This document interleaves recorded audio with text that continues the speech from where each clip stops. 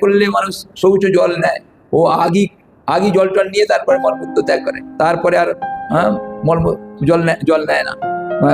আর কিরকম কাণ্ডটা। ভরতের পিতা উত্তরকালে ভরতকে বেদাধ্যয়ন করাতে ইচ্ছা করিয়াম।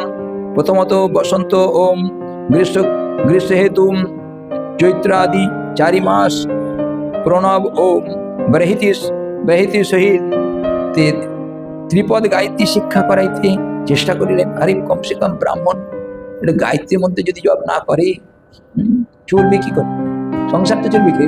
লক্ষ্মী পূজা, কালী পূজা, দুর্গা পূজা, আর ব্রাহ্মণ কিছু পূজা করুন না করুন, আমাদের গায়ত্রীর মধ্যে জপ করতে হয়। কত চেষ্টা করলেন, কিন্তু 4 মাসের ভরতকে আয়ত্ত করিতে কৃতকার্য হইতে পারিলেন না, কোনো মতে শিক্ষা দিতে পারলেন না, সব ফেল। এবং শতনুজ আত্মন্ননু রাগবেশোচ্ছিত শৌচাধ্যায় ব্রত নিয়মম গুণর্বণম শৌচসানাদ্যুপম কুর্বাণকো কর্মণ্যাধিকো যুক্তন্নপিম সমনুশিক্ষে শিষ্টেন ভাব্যু মৃত্যু সদাগ্রহ পুত্র অনুশাস্য স্বয়ং তাবৎ নধিগত মনোরথম কাদে ন প্রমত্তেন স্বয়ং গৃহে এবং প্রমত্ত উৎসংগহৃত। এইরূপে ওই ব্রাহ্মণ নিজ পুত্র ভরতকে আত্মস্বরূপ জ্ঞান করাতে স্নেহাতি সহ্য নিবন্ধ তাহার চিত্ত পুত্রেতে অভিনিবেশ ছিল স্বাভাবিক। আর পুত্রকে সুশিক্ষিত করার অবশ্য কর্তব্য। এই অশ্রদ্ধাগ্রহে ব্যগ্র হইয়া পুত্রের অনিচ্ছা সত্ত্বেও নিয়মিত কাল পর্যন্ত ব্রহ্মচর্য ব্রতাচারী শৌচ অধ্যয়ন ব্রত নিয়ম এবং গুরু ও অগ্নি শুশ্রূষাদি কৃতসমূহ পুত্র ভরতকে শিক্ষা প্রদান করাইয়া বারবার যত্ন করিলেন। বাবা মা স্বাভাবিক, পুত্র যদি ভালো হয় আনন্দটা কার হয়? প্রথম মায়ের। যদি খারাপ হয় পিটাতে দড়ি বেঁধে টানতে থানায় জেলে পুড়িয়ে দিল, সকলে ভ্যাল ভ্যাল করে তাকাবে, কেউ হাসবে, কেউ কিছু বলবে, কিন্তু বুকটা ফেটে যাবে কার? তাই হাবা গোবা হলেও কি হবে, মা বাবা খুব যত্ন করতে লাগলো। কমসে কম আধদামড়া হয়ে গেছে, তাও চেষ্টা করে যাচ্ছে, আরে শৌচালয়ে গেছিলে হাতটা ধো, কে কার কথা? সেই জন্য অনেক চেষ্টা করা সত্ত্বেও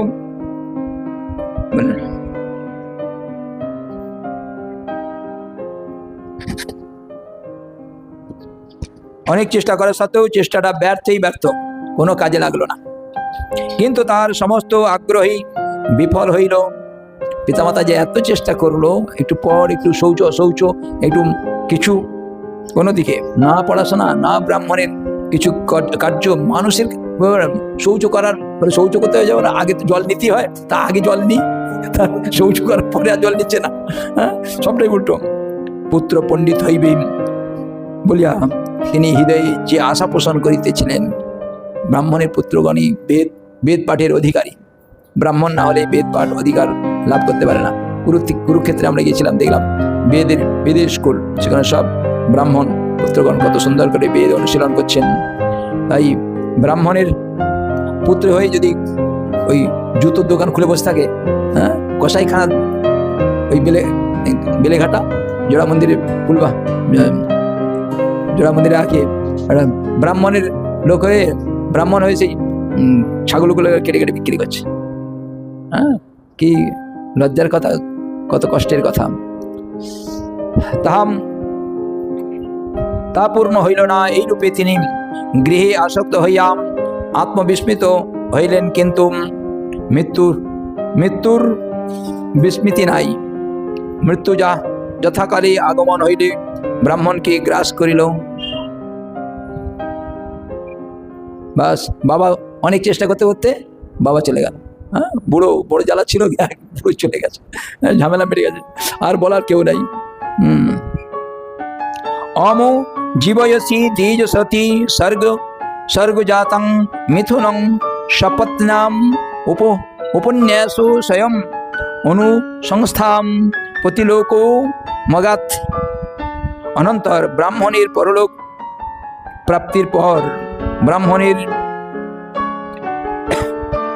পতিব্রতাম কনিষ্ঠ পত্নী স্বয়ং গর্ভসম্ভূত কন্যা ও পুত্রকে সপত্নীর হস্তে ন্যস্ত করিয়া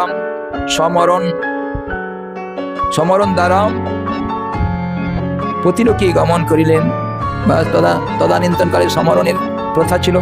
স্বামী মরে গেলে এবার ইচ্ছা হোক অনিচ্ছা হোক বেঁধে ধরে বা চুলার মধ্যে ঢুকিয়ে দেবেন, কাঠের পত্নীকে পর্যন্ত সমরণে যায় বা যেতে হতো।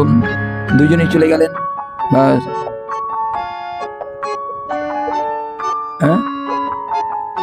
এটা সত্যযুগীতে ছিল। ভরতমাজ সত্যযুগে।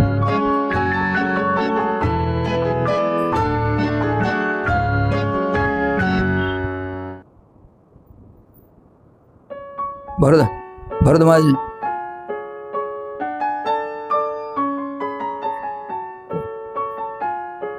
তেতা যুগ বলেছে।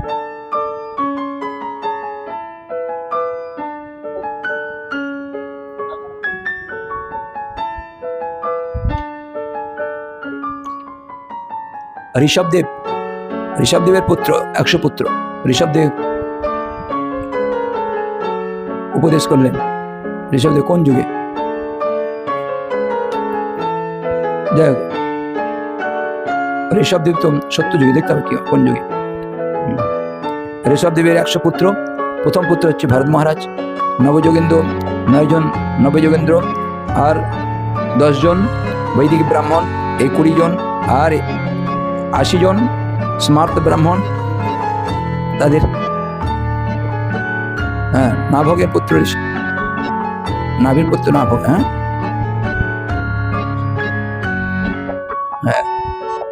ঋষভদেবের 100 পুত্র, সে কথা বলছি। দেখতে কোন যুগে বলছে সেটা দেখতে।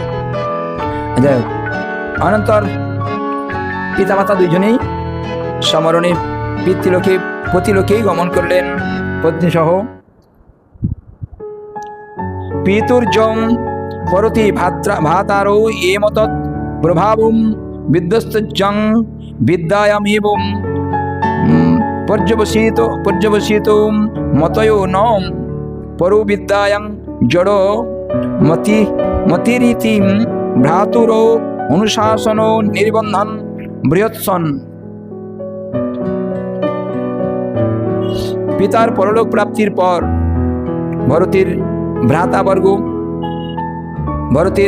ভরতকে জড়মতি বলিয়া স্থির করিয়া ভ্রাতাম ভরতের শিক্ষাদি বিষয়ে পিতা যে মহৎ আগ্রহ ছিল তাহা হইতে নিবৃত্ত হইলেন। কে আর ভাই বাবা মা যেরকম করবে ভাইরা সেরকম করবে?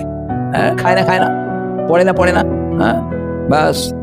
তারপর যদি সেই রকম ভাইয়ের বউ মা লক্ষ্মী এসে যায়, বা ভরতের ভাতৃগণের প্রতি ঋক সাম যজুর্বেদ প্রতিপত্ত কর্মকাণ্ডীয় আসক্তি ছিল। তাহাদের বুদ্ধি ভগবত ভক্তি লক্ষণাম পরাবিদ্যায় প্রবিষ্ট হয় নাই। সুতরাং তাহারা ভরতের প্রভাব জানিতে পারেন নাই। ভরত মহারাজ যে ভূমিকা নিয়ে ছিল সেটা তার ভাইয়েরা, বাবা মা চলে গেলেন, তার ভাইয়েরা অত গুরুত্ব দেয়নি। আর ভরতের যে প্রবৃত্তি, সেই প্রবৃত্তি তারা ধরতে পারেনি। সেই জন্য তাদের কাছে উপেক্ষার পাত্র হয়ে দাঁড়ালো। সচ প্রাকৃতে দ্বিপদ পশু ভরিন মত্ত জড়বদ বিধৌম মুকেত ভাষ্যমানো যদাম তদনুরূপানি প্রভাসতি কর্মেণ চ কার্যমানম পরিচ্ছায়াম করতি বিশিষ্টতম বেতনয়ম য আর্যয়াম যদিচ্ছাম বপুষাদি মল্প বহুমিষ্টং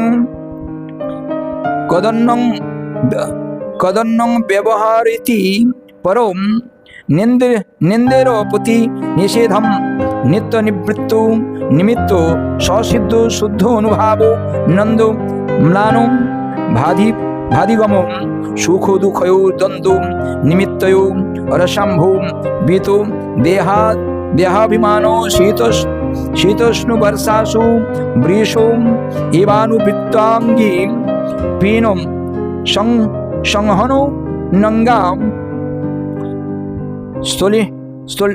স্তন্ডিল্লো সংবেশানানু মর্দনা মর্জু জরসাম মহামুনি বীরসনম বিভ্ভক্ত ব্রহ্মচর্যসু কুপটাম বৃত্তি কুটিরূপেণ बीतेन ऋषीणं द्विजातीतो रीति ब्रह्मनुबंधो रीति संज्ञां जद्ज्ञानो मवतो विचारम अनेक कथा बोले दिलेन। एदिके निज प्रकृति विवेक शून्य द्विपद पशुतुल्य मनुष्यगण भरतके उन्मत्त जड़ ओ बधिर बा मुख बलिया सम्भाषण करिते থাকিলে তিনিও তাদের সহিত তদনুরূপ ব্যবহার করিতে লাগিলেন, অর্থাৎ তাহাদের সম্ভাষণ অনুযায়ী তিনিও তাহাদিগের নিকট উন্মত্ত। স্বাভাবিক, একটা ঠেলা দিল দৌড় পালিয়ে গেল, হ্যাঁ, সকলে পাগলের মতো তার সঙ্গে ব্যবহার করত। জড়বৎ, কেউ কারোর সঙ্গে কিছু কথা নাই, আর ওই রকম এক জড়বৎ একটা স্থাবরের মতো এইরকম ব্যবহার করতে আরম্ভ করলাম। বধির, কানে শোনে না, বধির প্রভৃতির ন্যায় প্রকৃতির ন্যায় কথা বলিতে লাগিলেন। কেহ কোনো কর্ম করাইতে ইচ্ছা করিলে তিনি তাহাতেই ইচ্ছায় কর্ম করিতে লাগিলেন। বিনা বেতনে কার্য করাইয়া যে কিছু খাদ্যদ্রব্য খাইতেন, অথবা বেতন হইতে কিঞ্চিত যাচাজ্ঞার দ্বারা বা দৈবাৎ যৎকিঞ্চিত কদর্য খাদ্য যাহা আসিয়া উপস্থিত হইত, তিনি তাহাই ভোজন মাত্র করিতেন। স্বাভাবিক, সুযোগ তো গায়েতে বল আছে, ধরে নিয়ে গেল, বলে এই কাজ করে নেয়, কাজ করে নিল, পয়সা তো দেয় না, খেতে দেবে। ওই হাঁড়িতে যেগুলো নিচের দিকে পুড়ে গেছে, আধা পোড়া চোঙা নোংরা, সেইগুলো কি খেতে দিল? জড় ভরো সেইগুলো কি খেয়ে ওই রকম লোকের বঞ্চিত হিসাবে জগতে চলতে লাগলো। বাস, ইন্দ্রিয় তৃপ্তির নিমিত্ত তাহা গ্রহণ করিতেন না। কেবল খেতে ভালো লাগে তাই খাই, সেরকম নয়। পেটটা ভরা দরকার, খেতে হয়, খায়। হ্যাঁ, যেহেতু তিনি পূর্বেই সুখ দুঃখ উৎপাদক শুভাশুভ কর্ম বন্ধন হইতে মুক্ত হইয়া, শীত লাগছে, কম্বল দরকার নেই, গরম লাগছে, ফ্যান দরকার নাই, কোনো ব্যাপার নাই। যতক্ষণ পর্যন্ত এই ভূমিকাকে সাধনের ভূমিকায় নিয়ে আসতে না পারবেন, ততক্ষণ পর্যন্ত ইন্দ্রিয়কে জয় করতে পারে না। জয় ভরত বললেন, কর্মবন্ধন হইতে মুক্ত হইয়াম শতসিদ্ধ অপাকৃত অনুভাবানন্দের সহিত নিজাভিষ্ট কৃষ্ণ প্রীত্যাদি লাভ করিয়াছিলেন। ভগবান যেরকম রাখে, ভিতরটা তো অন্যরকম। ভগবানের উপর নির্ভরশীল হয়েও এইরকম চলছে। আমি বৃন্দাবনের কয়েকজনকে দেখেছিলাম, কারোর সঙ্গে কথা চুপচাপ বসে থাকে। শীতের সময় একটা কম্বল, গরমের সময় একটা কম্বল, অ্যালুমিনিয়ামের বাটি পড়ে থাকে। বাস, কখনো কখনো শ্যাম সুন্দর মন্দিরে যে প্রণাম করতেন বা 2 মিনিট বসতে দেখেছি, কারো সঙ্গে কথা বলবেন। আমি এরকম আমার ছাত্রদের নিয়ে গিয়ে প্রণাম করেছি, বাবা আমাদের সঙ্গে একটু কথা বলুন, আশীর্বাদ করুন। আমি একা একা নির্জনে গিয়ে তার সঙ্গে কথা বলার জন্য চেষ্টা করেছি। কথা বলতে আমায় মুগ্ধ করালো। পাগল হলে শ্যামসুন্দর মন্দিরে যেত না। হ্যাঁ, সেই জন্য কে কেমন করে ভজন করে, বিশেষ করে বৃন্দাবনে বোঝা বা জগতে বোঝা খুব কঠিন। সুতরাং তার সুখ দুঃখাদির হেতু মান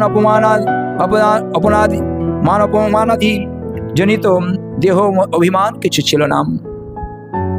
তাহার শরীর বৃষের ন্যায় পুষ্ট, বেশ হৃষ্টপুষ্ট ছিল একদম। ও অবয়ব সকল সুদৃঢ় ছিল, সুন্দর দেখতে।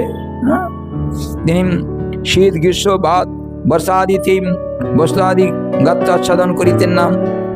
ভূমিশায়ন তৈলমর্দনাদি এবং স্নান জন্য তিনি তার দেহে মলিন হওয়াতে ব্রহ্মতেজ মলিনের ন্যায় আচ্ছন্ন থাকিত। স্বাভাবিক পাগলের মতো স্নান নাই, কিছু যত্ন নাই, যেখানে সেখানে ভূমিতে শয়ন করা কি হবে, যেটা হয়। এবং কোটি দেশে কুৎসিত বসন, অর্থাৎ নোংরায় বসন একটা কোনো রকমের পরিধানে পরে থাকত। বৃক্ষস্থলে মলিন যজ্ঞসূত্র থাকতে অজ্ঞ ব্যক্তিগণ তাহাকে ব্রাহ্মণ ধর্ম বলিয়া ব্রাহ্মণাধম বলিয়া অবজ্ঞা করিত। বাবা যে তার একটা পৈতে দিয়েছিল, সে পৈতেটা আছে তা আছে, এরকম নোংরা হয়ে গেছে। তাই তিনি সেই সকল অজ্ঞজনের দ্বারা এই রূপে অপমানিত হইয়া জগতে ভ্রমণ করিত। স্বাভাবিক এত কাণ্ড দেখেও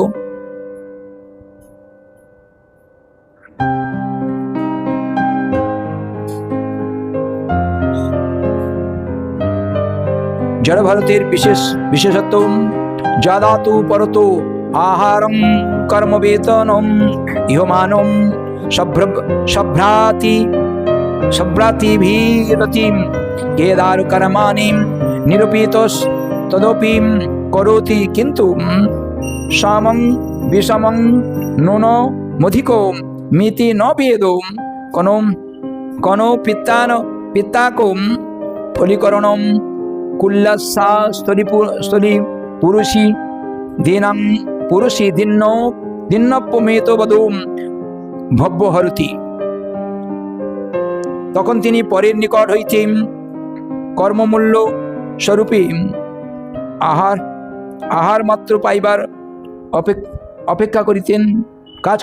কাজ করিয়ে নিত, কিন্তু দরজার সামনে বসে থাকতো। যদি ওই কুকুরের মতো যদি খেতে দেয়, পয়সা তো দিত না, ওই রকম খাবার জন্য বসে থাকতো। তখন তাহার ভ্রাতারাও তাহাকে আহারের লোভ দেখাইয়া ওই রকম শালিকা ক্ষেত্রে কর্দম বিমোড়নাদি কার্য নিযুক্ত করিতেন। স্বাভাবিক কাদা মাটিতে বা কদর্য কার্যগুলি করাতো।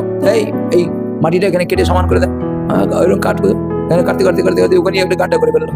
কাটতে বলেছে যেমন কাটি, সেখানে সমান করার দরকার, সে আর কে সমান করে। ওই রকম বলে ধান গাছগুলো হয়েছে, পাখিগুলো খেয়ে যাচ্ছে, ধরে টিনটা নাড়াবি তো তাহলে পাখিগুলো উড়ে যাবে। ভরত বলছে, হ্যাঁ রামজি কা খেত রামজি কা চিড়িয়া, আজা চিড়িয়া খা যা ভর ভর পেট। হ্যাঁ, রামের ক্ষেত রামের চিড়িয়া, আমি মানা করবো কেন, যা পেট ভরে খেয়ে যা। হ্যাঁ বাস। কিন্তু কিরূপী কর্দম প্রেক্ষক করিলে ক্ষেত্র সম বিষম ভিন্ন বা উন্নত হইবে, ইহা তিনি জানিতেন না। স্বাভাবিক সমান করার দরকার, কে সমান করছে, বাস ওই রকম সমান করতে বলছে। মাটি সেই জায়গায় কাটতে সেখানে কাটতে হয়ে গেছে, আর একটা জায়গা উঁচু হয়ে গেছে। বা এইরকম ভাবে তার ভ্রাতাগণ তন্ডুল কণা পিণ্যক অর্থাৎ খুদ, হ্যাঁ চালে ভাতগুলো দিতে ভালো থাকে, খুদগুলোকে সিদ্ধ করে ওই রকম কীটদ্রব্য মাছ বা পাকস্থলী, মানে যেগুলোকে গরুকে দিলেও খাবে না সেই রকম রান্না করে দগ্ধ পোড়া অন্ন প্রভৃতি তাহার আহার করিবার নিমিত্ত তাহাকে যাহা কিছু প্রদান করিতেন, তিনি তাহা অমৃতের ন্যায় ভোজন করিতেন। একদম আমাদের পণ্ডিতরা ওই রকম একটু রসি বলে, ওই ভাইয়ের বউগুলো ওই রকম পোড়াগুলো খেতে দেয়, খেতে দিয়ে যখন থালা ধুতে যায় দেখছি কি সুন্দর সুগন্ধ। হ্যাঁ, দিল তো পচা গন্ধগুলো খেতে, পোড়াগুলো খেতে দিল, যখন থালা ধুতে যায় তখন দেখছি একদম সুগন্ধ। তখন ভাইয়ের বউ মনে করছে আমি পদ্মহস্ত হয়ে গেছি, যেটা পচা জিনিসই খেতে দেবো সেইটা খুব সুগন্ধ বেরোবে। এই শোনো, তোমার বন্ধু বান্ধবদের নিমন্ত্রণ করো, পদ্মহস্তের দ্বারা নিমন্ত্রিত করে খাইয়ে দেবো, দেখবে তোমার প্রশংসা আমার প্রশংসা আর ঘরে বাইরে ভর্তি হয়ে যাবে। দেখো বাস ওই রকম নিমন্ত্রণ করেছে। আর যত রাজ্যের পচা পচা সব ব্যবস্থা আমি পরিবেশন করলেই তো হবে, জড় ঘর মাথা না চিন্তা করছে, ভালো ব্যবস্থা হচ্ছে, বেশ ভালো। বাস লাইনে বসেছে আর পাতে দিচ্ছে আর নাক বন্ধ করছে, আর ঈশ্বর পাড়ায় কে কি ভাই এরকম অপমান করতে ডেকে নিয়ে আসছো। বাস জড় ভারতকে দিয়েছে, জড় ভারত খেয়েই যাচ্ছে। তখন তাদের চেতনতা আসলো, জড় ভারত সাধারণ নয়, কেউ একজন।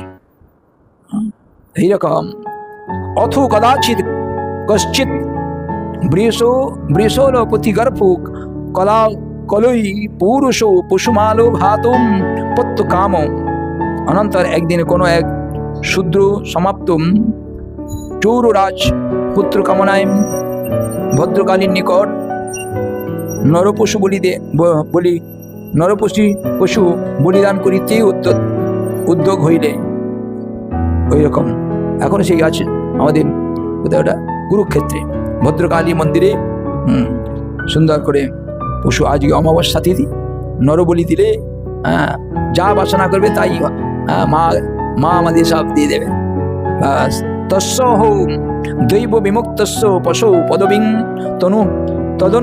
তদনুচরা পরিধায়ন্তম নিশি নিশথ সময়ীম তমসাবৃতায়াম মনধি গত পশবম আকস্মিকেনম বিধিনাম কেদারান বীরশনেনম মৃগবরাহতিত্য সংরক্ষমানম মঙ্গীরম পবর সুতমপশ্যম।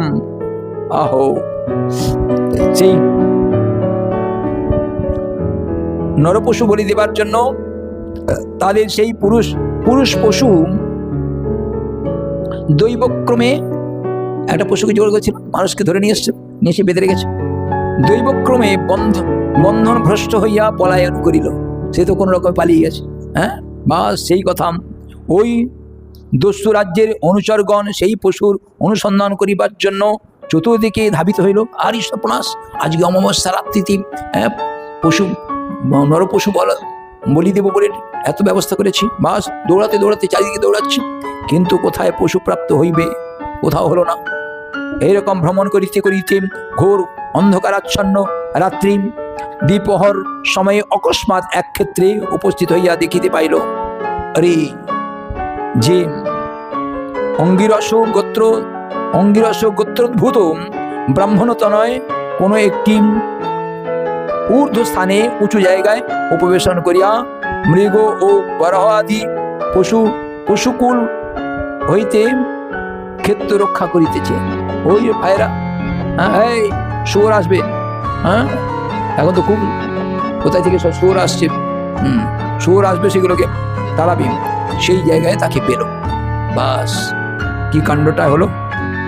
অথুত হনুমান বদ্ধলক্ষণম অমৃতসৌম ভর্তি কর্মনিষ্পৃত্তং মন্যমান বদ্ধ রসনায় চণ্ডিকা গৃহ নিম্নমোদা বিকশিত বদনাম। অনন্তর তাহারা ওই ভরতকে সমুদয় সুলক্ষণ সম্পন্ন পুরুষ পশু বিবেচনা করিয়া ইহার দ্বারাই প্রভুর কার্যসিদ্ধি হইতে পারিবে এইরূপ নিশ্চয় করিয়া তাহাকে, অর্থাৎ শ্রী ভরত মহারাজকে রজ্জুর দ্বারা বন্ধন পূর্বক হর্ষ উৎফুল্ল সহস্র বদনে চণ্ডিকার মন্দিরে লইয়া গেলেন। খুব আনন্দের সহিত সেখানে চণ্ডী দেবীর কাছে গিয়ে এসে উপস্থিত হয়েছেন। আজকে পালিয়ে গেছিল পশুটা, পেয়েছি আবার একটা ভালো। বাস বৈশ্য সংস্থয়া মহতাম গীতস্তুতি মৃদঙ্গ পনব ঘোষেন চ পুরুষ পশুম ভদ্রকল্যা পুরত উপবেশয়া মাসু। অনন্তর চৌরগণ সেই অঙ্গিরস পুত্র ভরতকে তাহাদের সকল্পিত বিধান অনুসারে স্নান করাইয়া নূতন বস্ত্র দ্বারা তাহার অঙ্গে আচ্ছাদন করিয়াম এবং পশুযোগ্য অলঙ্কার, পশুদের যেমন গোড়ে মালা গলায় দিয়ে বা যেমন করে সিঁদুরের টিপ লাগিয়ে সেই আমরা কামাখ্যা মন্দিরে গেলাম, চলো দেখি কামাখ্যা মন্দিরে কোনোদিন আসি না, নিয়ে গেল তো গেলাম, প্রণাম করলাম, একটুখানি ফুলমালা দিলাম, দেওয়ার পরে তারপরে এসে দেখি আরেক জায়গায় এমন দাঁড়ালাম, সেই ছোট ছোট পাঁঠার বাচ্চাগুলোকে ন্যাং ন্যাং করে কেটে পেয়ে একদম রক্তে ভর্তি করে দিচ্ছে। এই সব কোনাস, হ্যাঁ সব, হে মা তোমার কাছে আজ যেন কোনোদিন না আসতে হয়। তাই ওই রকম পাঁঠাগুলোকে কারা কাটে? পাঁঠার মতো বুদ্ধি না হলে পাঁঠাগুলো কাটে না। হ্যাঁ, বলি দেয় কারা? পশু বলি দেয় পশুগুলোই। জানে না যারা, বলি মানে কি? ভগবানের কাছে, দেবীর কাছে সমর্পণ। আমার দেবীর উপঢৌকন সমর্পণ করার নাম বলি। একটা পাঠা, একটা মায়ের কাছে একটা পশুকে বলি, পাঠা বলি বা ভেস বলি, তাকে বলি দিলাম। আমরা বলছি মা মা মা করছি, আর ওই পশুটার মা না।